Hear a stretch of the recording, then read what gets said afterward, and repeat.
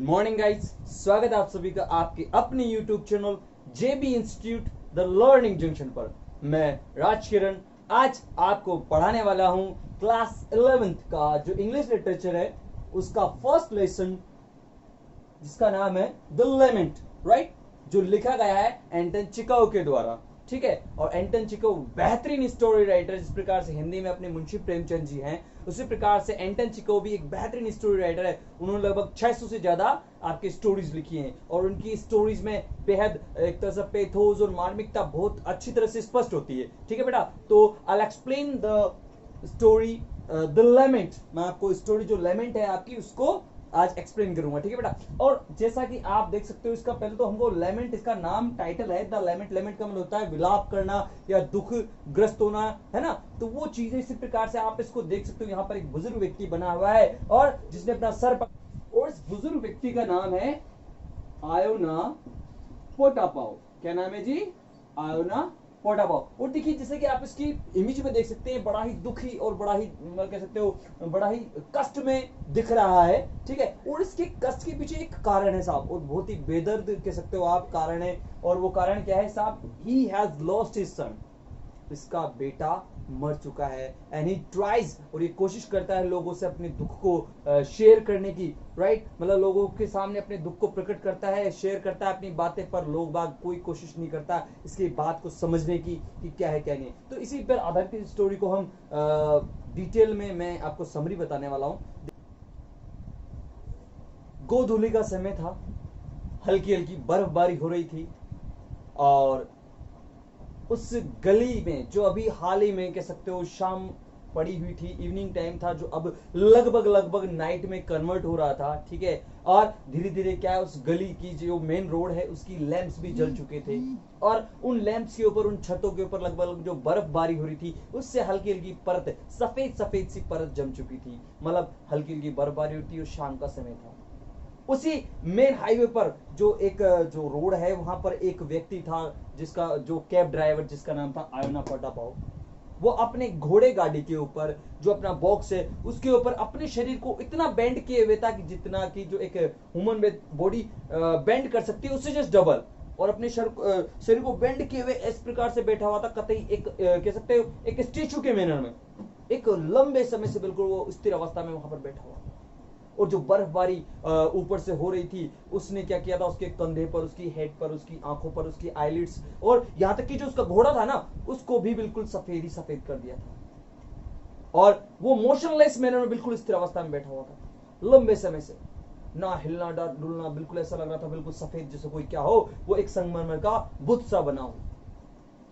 वो कुछ गहन विचार में था। क्या गहन विचार था? जैसे ही वो अपने गहन विचार में बहुत ज्यादा भयंकर सोच रहा है और बिल्कुल मोशनलेस अवस्था में बैठा हुआ है, तभी अचानक एक जेंटलमैन आता है और आकर उसे जोर से चिल्लाता है, hey cab driver, will you go Viborg way. कहां? जो पहला जो आपका बंदा आता है वो उससे कहता है कि विबोर्ग वे चलोगे क्या? विबोर्ग वे, जो विबोर्ग वे चलना है। एक जेंटलमैन आता है, उससे कहता है कि hey cabbie, could you move Viborg way, I still alive, क्या तुम अभी जिंदा हो? हैं? विबोर्ग वे चलोगे? तो जैसे उस जेंटलमैन की आवाज उसके कानों पर पड़ती है तो वो एकदम कहता ना एक सरप्राइज होता है और एक तरह से उछल पड़ता है कि यार ये कौन है जो मेरे को आवाज दिया। ठीक है, उसकी आवाज जिसे वो उछल पड़ता है और अपनी सीट पर एक तरह से स्टेब्लिश हो जाता है, स्थायी हो जाता है। वो जेंटलमैन अपने उसके बैक सीट पर बैठ जाता है और उसका घोड़ा भी, जिसे मान लो कि उसके ओबे करते हुए उसके चाबुक जो होता है ना, वो बिल्कुल उसको मारता है उसके घोड़े पे, और उसका घोड़ा, एक वर्ड आया इसके घोड़े के लिए यहाँ पर, जिंजर ब्रेड। क्या? Ginger bread.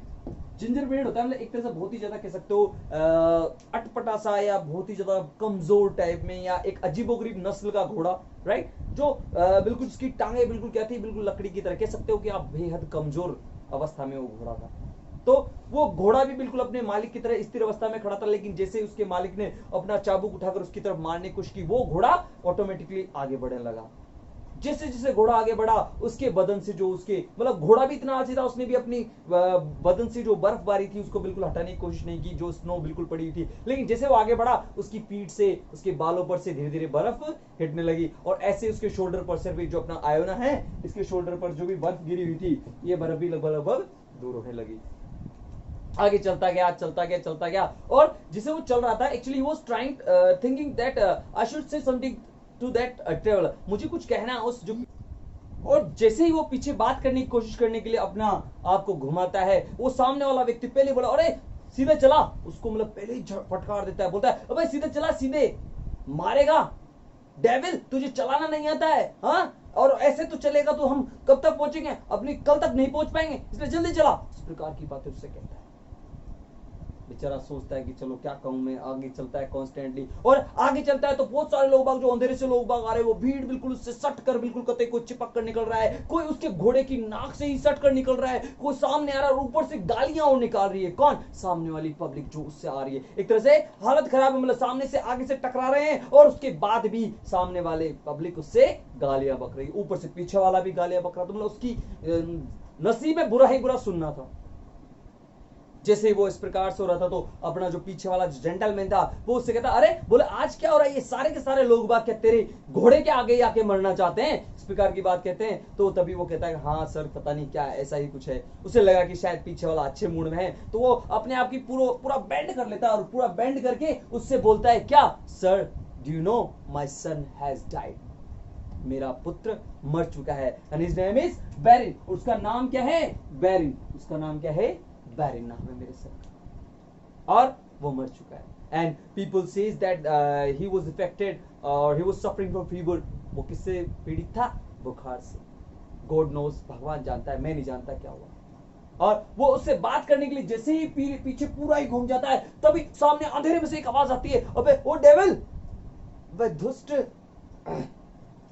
अंधा है क्या, तेरे को चलाना नहीं आता, सीधे देख के चला, दुनिया भर की बातों बेचारा वो सीधा देखता है, उससे बोलता है अरे भाई बोले सीधे चल सीधे चल, कौन बोलता है अपना जेंटलमैन, बोले सीधे चला भाई सीधे चला, कोई बात नहीं कोई बात नहीं, जो भी है, मतलब उसने सोचा अगर मैं इससे बात करने लगूं तो ये पक्का मेरे को मरवा ही देगा, ले दे के बात है, तो उसने बात नहीं करने के कारण उसने सोचा अगर मैं बात करूंगा तो ये वापस पीछे घूमेगा, इसलिए उसने अपने आप को क्या किया, आंख बंद कर बिल्कुल आंखें बंद करके ऐसे लेट गया।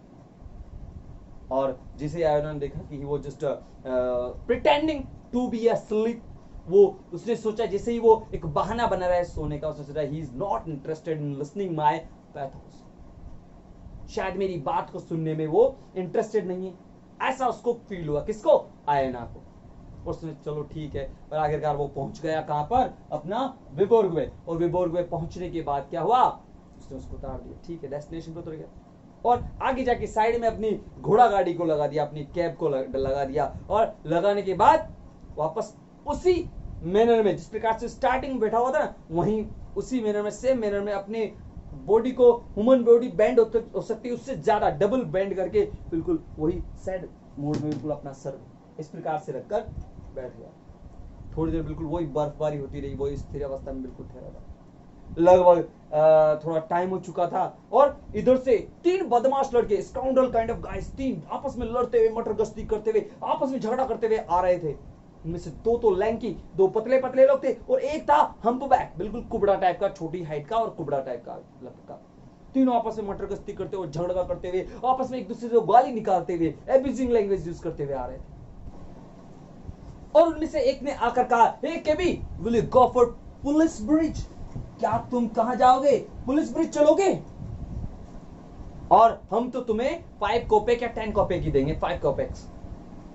और ये इतना कम फेयर था, इतना कम किराया था, जिससे मान लो कहीं जाने का किराया 100 रुपए हो और सामने वाला आपको मात्र 5 रुपए या 10 रुपए। लेकिन यहां पर अपने आयोना ने बिल्कुल किराए का कोई परवाह नहीं किया, because he doesn't want to be lonely, वो अकेला बिल्कुल नहीं रहना चाहता था। उसको लगा, क्योंकि उसको अकेले में अपना जितना भी जो डर है, जितना भी जो टेंशन है, वो उसको सता रही थी, वो अकेला बिल्कुल नहीं रहना चाहता था। और उसने सोचा कि चलो ठीक है, लोग बाग यहाँ पर हैं, इनसे मैं अपना दुख शेयर कर पाऊंगा। उसने बोला okay it's okay now sit, बैठ जाइए। ये बात हो गई। अब वहां पर झगड़ा स्टार्ट हो गया उन तीनों में, क्या कि बैठेगा कौन, क्योंकि there is a seat for only 2 persons. Only 2 दो व्यक्ति के बैठ सकते हैं वहां पर। अब आपस में झगड़ा हो गया, भाई कौन बैठेगा कौन बैठेगा कौन बैठेगा, थोड़ी देर में बहस हुई और आखिरकार रिजल्ट ये आया कि जो 2 पतले पतले लोग हैं वो तो बैठेंगे, और जो वो हम्प बैक है ना वो बिल्कुल वो क्या रहेगा, खड़ा रहेगा। और वो खड़ा भी कहाँ रहेगा, जिस प्रकार से अपना वो है ना, अपना आयोना उसकी सीट है उसके जस्ट बगल में, मतलब सांस भी लेना वो कुबड़ा व्यक्ति तो उसकी सांस भी कहां जा रही है, आयोना की गर्दन पर जा रही है, मतलब इतना पास उसको बैठा हुआ है। गाड़ी स्टार्ट हो गई। आयोना सोच रहा था कि मैं कुछ कहूंगा उससे, इससे पहले तो उसको 2-4 गालियां सुनने को मिलती उन लोगों से, वो आपस में वैसे ही बकवास बातें कर रहे थे, ठीक है, और उससे भी गालियां सुनने को मिली। इससे पहले जो अपना हम्प बैक है वो स्पेशल कहते ना एक गुण ज्यादा वाली बात, तो वो उससे क्या कहता है, बोले तेरी जो ये हैट है ना, तेरी टोपी, क्योंकि उसके पास में तो था, सट के खड़ा हुआ था, उसने बोला तेरी जो हैट है ना, ये तेरी टोपी, बोले ये हैट इस सारे पीटर्सबर्ग में सबसे घटिया है, बोले कतई इससे घटिया हैट मैंने आज तक नहीं देखी।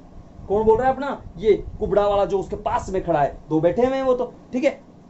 अपना आयोना उसकी तरफ देख के कहता है, हाँ बोले सर बिल्कुल यू आर राइट, तुम सही कह रहे हो, बोले इससे ज्यादा घटिया हैट वास्तव में इस पूरे पीटर्सबर्ग में नहीं है।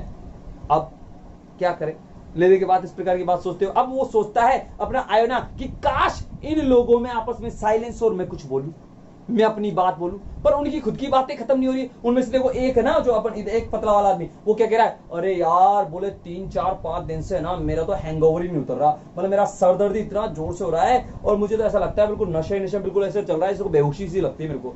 बोले कारण क्या, बोले यार मैंने कोई 4-5 बोतल ड्रिंक कर ली, बोले बहुत ज्यादा वोडका वगैरह मैंने पी लिया, तो हालत खराब है बोले मेरी।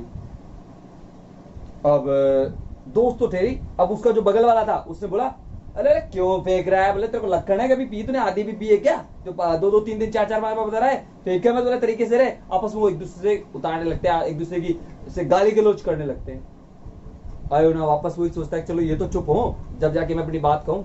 वो बार बार पीछे घूम के देखता रहता है।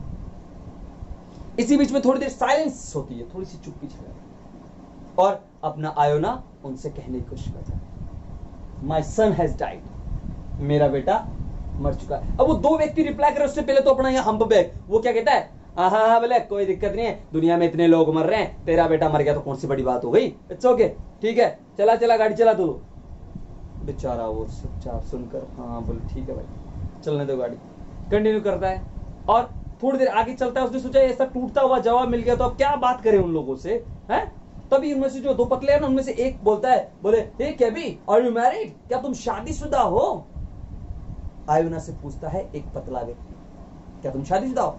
तभी वो कहता है, हाँ बोले sir yes I am married and we were 3 guy, हम 3 मेंबर्स थे हम अपनी फैमिली में, लेकिन अब तो हम 2 ही रह गए। अफसोस की बात है कि माय सन हैज डाइड, मेरा बेटा मर चुका, अब तो मैं और मेरी बीवी है, और लगता है जो मौत है ना वो अपना रास्ता भूल चुकी है, वो मुझे आनी चाहिए थी लेकिन मेरे बेटे को आ गई, ये बड़ा ही दुखद बात है।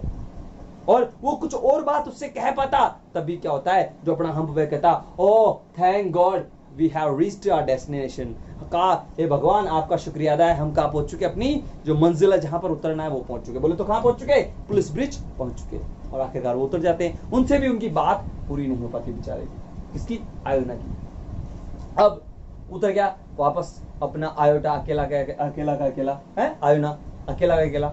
उसने सोचा कि क्या करूं हे प्रभु क्या करूं, किससे अपने दिल की बात कहूं, कोई तो हो जिससे अपने दिल की बात कहूं। तभी सामने है ना क्या होता है, एक कूली आता रहता है, यू नो कुली टाइप है, पोर्टर बोल सकते हो आप, there is a word for porter for that fellow. तो पोर्टर आता रहता है, उसने सोचा चलो यार इससे बात करता हूं क्योंकि ये तो अपनी कैटेगरी का लोग हो, तो शायद हो सकता है मेरी बात को ही सुन पाएगा। वो जैसे ही वो पास में आया तो अब बात शुरू करने के लिए कुछ तो चाहिए ना भाई, और तरीके से उससे एटलीस्ट टाइम ही पूछूं मैं। तो अपना जो आयोना था उसने पूछा उसे, hey brother what's the time, time क्या हो गया है। तो अपना जो के वो था पोर्टर उसे बोला इट्स पास्ट 9, 9:30 बज चुके हैं, और 9:30 बज, उसने चलो बात करूंगा। उससे पहले तो भाई वो पोर्टर है ना अपना वो कुली, वो क्या बोला, अरे बोले ये यहाँ क्यों खड़ा है, चल अपनी गाड़ी को आगे लगा, आगे बढ़ा इसको, यहाँ पर मत खड़ी कर। अब ले भाई क्या बात करेगा आदमी, वो कुछ बोलता उससे पहले तो सुनो आगे चला। उसने कहा बोले ठीक है भाई आगे ले रहा हूं, वो अपनी गाड़ी को धीरे धीरे आगे बढ़ा देता है और अपने स्टैंड पर ही ले जाता है जहां पर लगभग वो सारे केबीज सोते हैं, मतलब सो रहे थे फुटपाथ टाइप में ऐसे केबीज, ठीक है। अब वो लोग सो रहे थे, उनमें से एक जगह हुआ था, वहां पर पहुंच चुका अपने स्टैंड पर, ठीक है, और वहां पर बैठा बैठा देख रहा है, वहां पर कुछ लोग सो गए हैं, उनमें से एक के भी जग रहा है। उसने सोचा ये तो अपने ही मतलब कैब ड्राइवर है, उनमें से एक है, शायद ये मेरी बात को सुन पाएगा, क्योंकि ये तो जग रहा है, सो भी नहीं रहा है। तो I think I should go to him and tell my story to him, मुझे जाना चाहिए, उससे कहना चाहिए। तो जिस उसको देखता है, थोड़ा सा वो आंखें खुली तो उससे बोला, hey brother do you want water, क्या तुम्हें पानी पीना है भैया? वो कहता है, बोले no no thank you very much. फिर भी वो उसके पास जाता है और उससे कहता है, भैया डू यू नो, मेरी एक बहुत ही दर्दनाक कथा है, मेरा बेटा मर चुका है और एक बहुत लंबी कथा है, क्या तुम सुनना पसंद करोगे? ये बात जाकर उस व्यक्ति से कहता, तभी वो व्यक्ति वो सुनने का नाम लेते उससे पहले तो क्या अपनी चद्दर खींच खर्राट मारा जाता। 2 मिनट में उसको नींद आ गई साहब। इतना निर्दयता का परिचय दे रहा है वो व्यक्ति भी, मतलब किसी व्यक्ति की आप मदद नहीं कर सको, लेकिन उसके दुख दर्द में सहारा तो मत बनो, पर एटलीस्ट उसका दुख दर्द सुनने का भी समय नहीं है लोगों के पास। ऐसी बेदर्द दुनिया हो चुकी है।